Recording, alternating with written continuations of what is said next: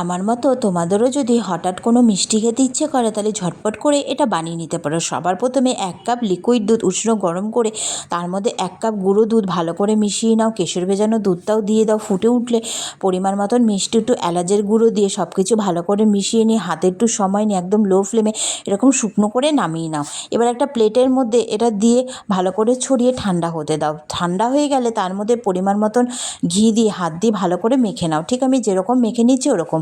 এবার একটুখানি কম বেশি করে দুটো ভাগ করে নাও। কম ভাগটার মধ্যে পছন্দ মতন ড্রাই ফ্রুট ভালো করে মিশিয়ে নাও।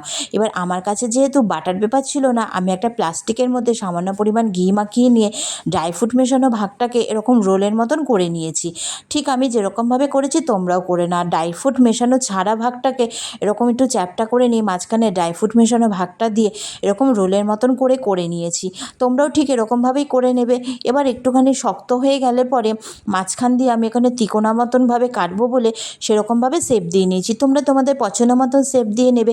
এবার একটা ছুরির মাধ্যমে ছোটো ছোটো টুকরো করে কেটে নিয়েছি।